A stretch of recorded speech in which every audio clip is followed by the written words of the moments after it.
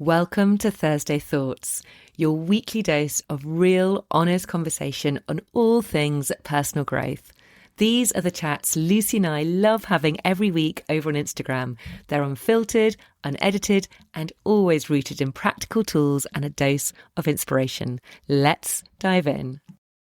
Yes. Okay, Lucy, over to you, because this theme this morning, this idea was yours. Yeah, so, Polly, this is one of my favourite subjects in the whole wide world, and probably yours too. It's, and I really, truly wish that I had understood this concept years and years and years ago, because it's taken me a fuck ton of time to really, really understand this concept, which is that everything is an inside job. In other words, the way that we see the world, it's not that the world is one way. It's that it's a reflection of what is going on inside of us. And I totally get that there are probably people rolling their eyes listening to this or watching this, because if you're new to this concept, it sounds like a load of woo-woo crap. But I will say that this is something that I have really come to understand over the last 4 or 5 years. And it's changed my fucking life. And you and I have talked about this in a roundabout kind of a way before on here many times, but I think it just, you can't say this enough, because I think most of us, we might go, yeah, I know, I've heard it's all an inside job and your thoughts matter, and yeah, I know. But do you actually know, and do you live like that? And just to sort of make this a bit more kind of practical and just kind of give a real world example. So we talked about before here, and I've talked about it so many times on the podcast, that you can have two people who have the exact same circumstances. Let's say they have the same background, they have the same education, they have the same family, they have the same circumstances. And two people with the exact same circumstances can respond to the world in two completely different ways. Let's just take a silly example. Let's just say that it's raining. Let's just say that it's raining on your wedding day. I don't know why I picked that when I talk about single life, but let's just say it's raining on your wedding day. One person, one of those brides, could think it was the most hilarious thing, could laugh, could make a joke out of it, could make it into a fun thing, and, blah, blah, blah, blah, blah. Another of those brides, the other one, could throw a massive tantrum and go, oh my God, this is ruined. It's raining and this day is ruined. The point is that the circumstances are exactly the same, but it's what is going on with those people internally, the way that they perceive the world and what is going on inside of their own mind, that determines how they are going to respond to that situation. And, it's like when you think about, let's say you're having an argument, and by the way, I've done all of this and still do. Let's just say you're having an argument with someone and you're like, oh, you're making me feel like this. Well, no, because nobody can make you feel a certain way. Because again, you could have let's just say there's a really irritating situation and, someone is in the queue in front of you, and two different people could respond very differently to that. One person could get really impatient, really shitty, and, blah, blah, blah, blah. The other person could be completely chilled and perfectly happy, just like staring into space or daydreaming or whatever. The point is that it's all an inside job. And I wish I had truly understood this concept when I was much younger, because my life would have looked so different.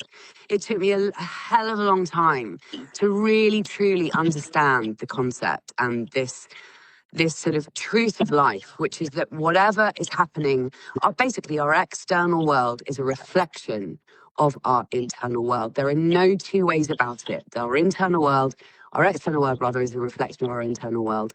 And when you grasp this concept, it changes your goddamn life.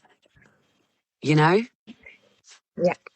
absolutely. Absolutely. And it's, from my point of view, what I would say is it's, how is your internal wired, your internal world? I mean, this is so down my street, down my alley. This, I have a membership called the Inner Space, which is all about what is going on inside of us and connecting inside with that inner space. But quite often, the reason why we react to something in the way that we react is because of past experiences. There's some sort of trigger which then kind of links back to something that we have experienced before. So I really love the explanation from which I always copy and borrow from Stuart Sanderson, who does his breath pod, and he wrote a book called Breathe In, Breathe Out. And in that book, he explains it really well that so for example, we all have our fight or flight response, our stress response. And this is a really good example of this. So if you had a past experience, say you had a felt experience, you got bitten by a dog when you were younger. I did actually. Did you? Okay. I actually did. I still got the scar on my arm. So I wonder, I bet you after you were bitten from that dog, you had an experience, and suddenly in your mind you had the thoughts, oh my God, dogs are dangerous, dogs are really scary. So when a dog comes into the room towards you, your immediate response might be like, oh no, I don't like that dog, get away from me. Or you might have been told, you might have had a learned experience. A parent might have said, oh, don't go near dogs, don't touch the dog, it's dangerous. So you have that experience of like, oh my gosh, dogs are dangerous. So you're going to react to that dog and very warily, not get too close. You might also have an experience where you grow up with dogs, you love dogs, they're just like so much fun. So when a strange dog, an unknown dog comes into a room or towards you, you're going to be like, yes, dog, dog, dog, I love that dog. You're going to be filled with warmth and all the emotional feelings. So it's exactly the same situation, but depending on your past experience of that trigger of that dog coming into the room, it sets off completely different feelings. So actually, this is a really good example to show you that actually those are just internal things going on which we have learned. But the best thing is we can change our experience. We can rewire the experience. So I don't know, Lucy, how you feel about dogs now, but if you were bitten by a dog, I love them. Well, there you go. Alfie, my son, was bitten by a dog when he was very little, and for years he was nervous. He was so scared because he had that experience. But now because we have a dog and he absolutely loves dogs. Yeah. So it is, which is a great example. Yeah, well, I grew up with a dog too. So despite this dog biting me, which obviously scared the crap out of me, I was quite young. I think the fact that I grew up with a dog probably, impacted the fact that I'm not remotely scared of dogs, and I love dogs. And I think also just to note with that, which Stuart talks about in his book as well, is when we have an experience like that, whether it's learned or whether it's a felt experience, what happens in your body sort of, you often might hold your breath, your body remembers that. It's a trigger within your body. And so when you re-trigger that, whatever that experience might be, so in this case, like seeing a dog, it re-triggers that emotional response. So you have the same reaction, even if you don't really want that reaction, you have to retrain that reaction if you want it to be different.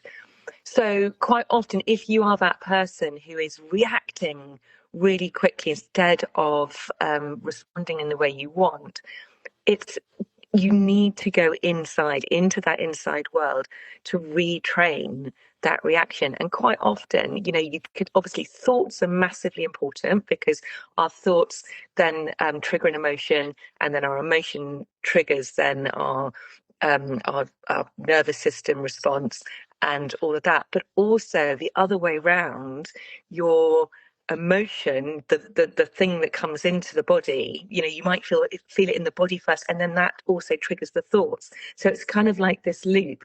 So it's kind of like hitting it at a double, you've got to hit it at both angles, in the mind, but also control it in the body, which is why breathing is so important. Because if you're stressed, one of the first things to go is your breathing rate. You're going to breathe more shallow, you're going to breathe quicker.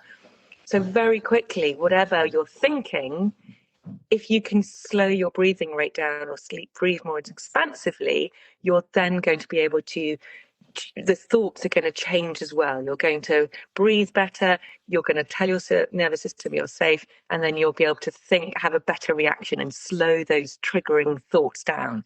And similarly, if you are able to get hold of those thoughts and breathe, it's going to help you to breathe better. I'm a fan of going for the breath first because it's very hard sometimes to think your way out of a really difficult situation. But if you can come at it from both angles, that is the way to change your response.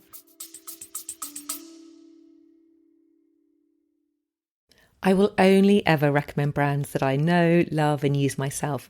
And one of those is Ancient and Brave. Honestly, they've become part of my daily habits.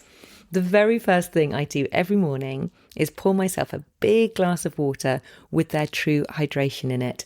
It feels like such a simple ritual, but it really sets me up for the day. And I know I'm properly rehydrating with their blend of electrolytes and minerals, especially before I exercise, which I always do in the morning. Then later on, when I make my coffee, I stir in their True Collagen powder into the coffee. Now, it blends in straight away, no fuss, there's no taste, and collagen is something we naturally lose as we age, but it's so important for our skin, joints, and overall vitality. Now, I'll be honest, Ancient and Brave may cost a little more than some of the tubs you'll spot on supermarket shelves, but the difference is you're getting the highest quality ingredients, sourced with integrity and tested to a higher standard, and absolutely no nasties added. That's why I trust them and why I think they're worth every penny.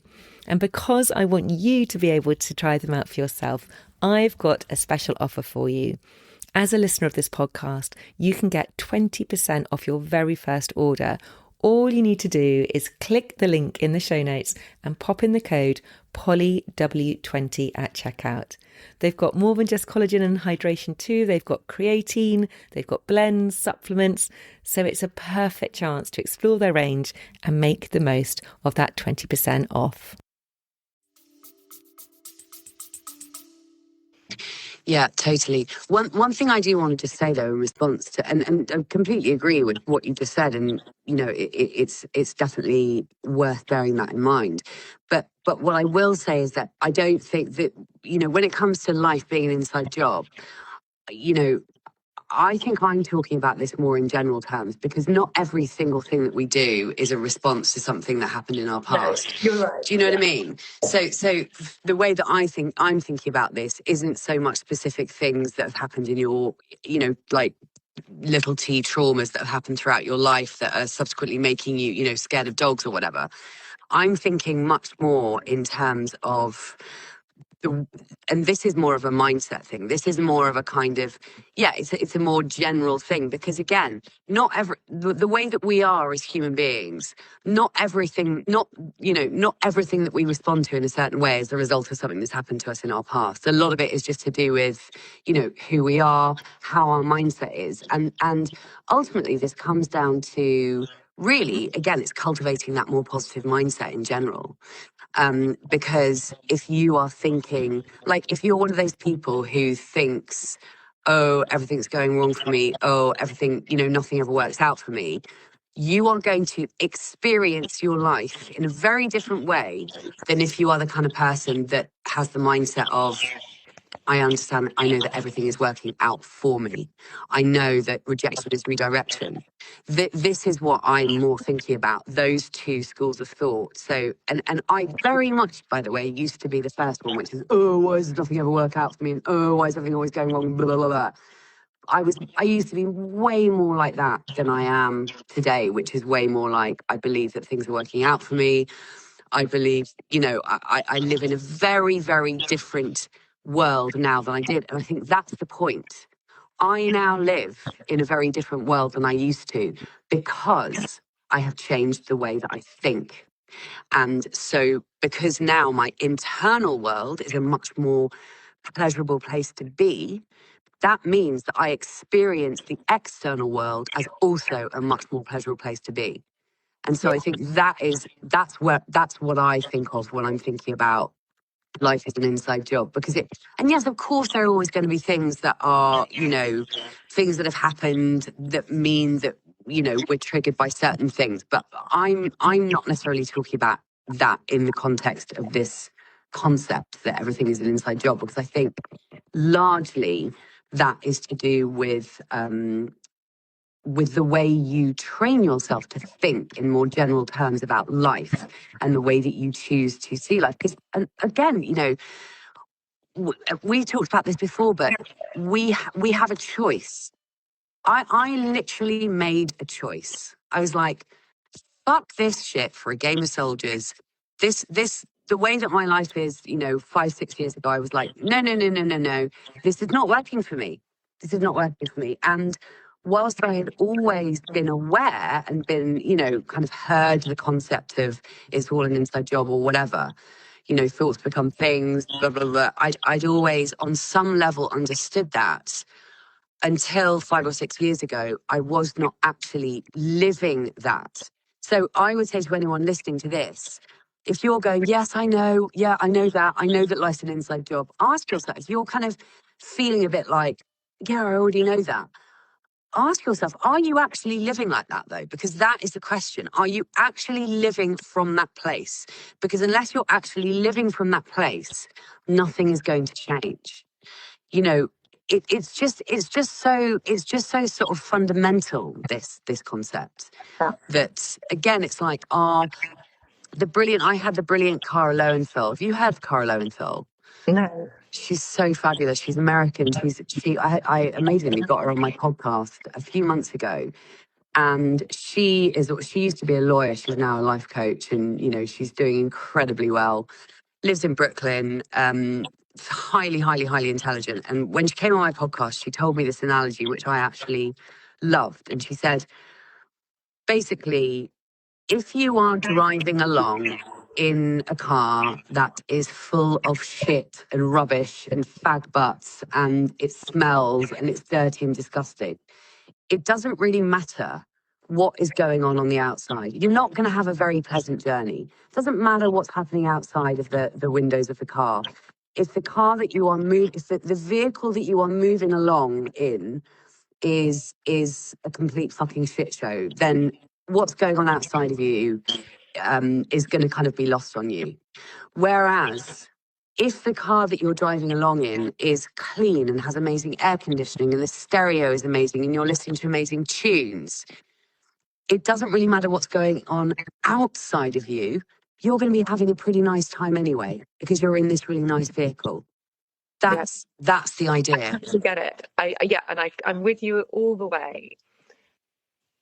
And I totally get it. And you do have to make a choice and a decision that this is the way I'm going to live. And your outside world is a complete reflection of what's going on inside.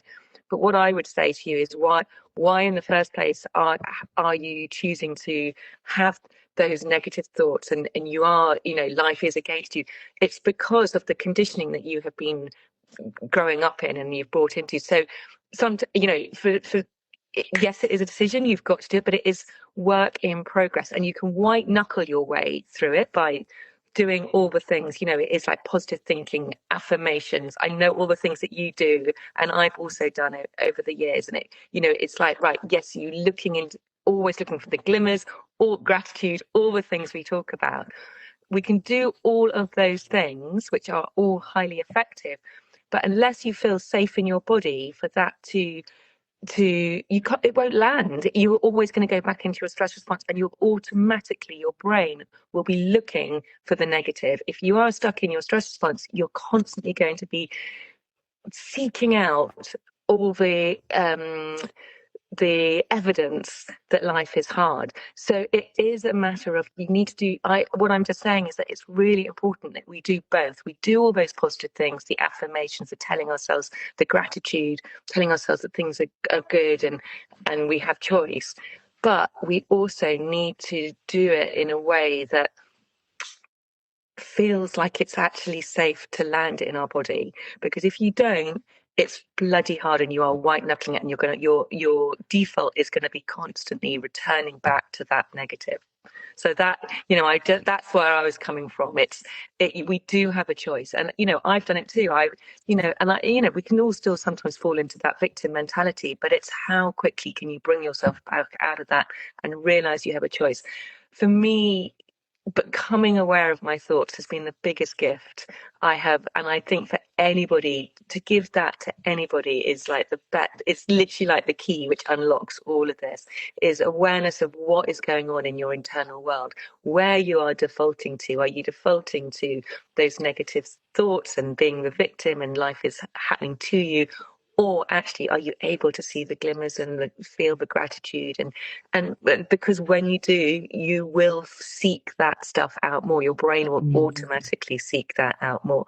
But you need to be in a position in your body to know that that is okay, because otherwise you're going to be constantly defaulting back to the negative stuff as well. So it's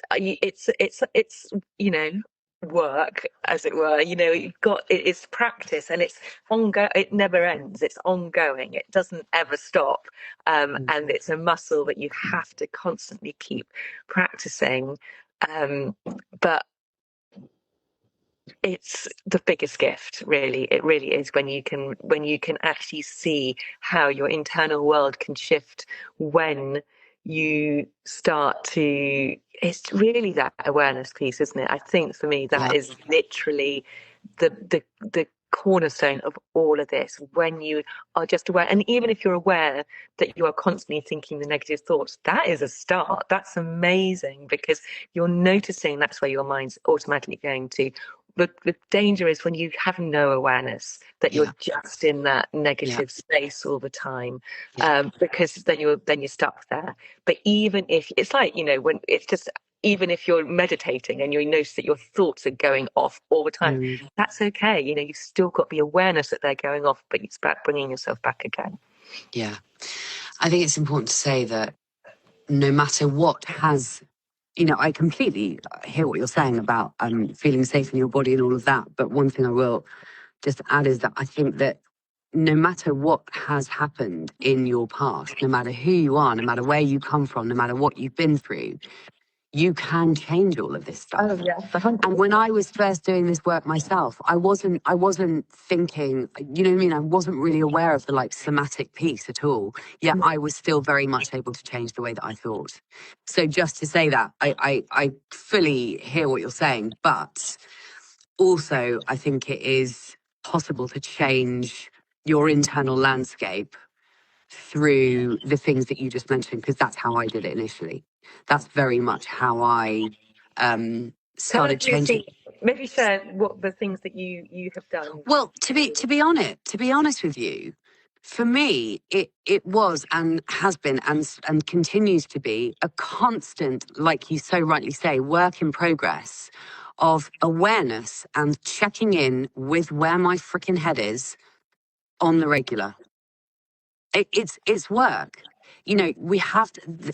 The truth is that we have to be vigilant. This is why I think so many people might start doing this quote work, but don't continue it because it is hard work. It's like you can't. You have to commit to it and you have to keep doing it. As you and I know so well, it's something that we both have to practice these things every goddamn day, right? But for me, it was really a question of being vigilant and maintaining that awareness of where I was going in my head. And I did that through a combination of, one of the ways that I've talked about 1,000 times, you and I have both mentioned this before, is, and I will keep on saying this, it's the most simple thing, which is that you need reminders. So I have reminders still to this day, every 45 minutes to an hour, that pop up on my phone, right? So I don't need them anymore. I don't actually need them anymore, but I still have them. We have to constantly check in, because if we, as you said, Polly, it's all down to awareness.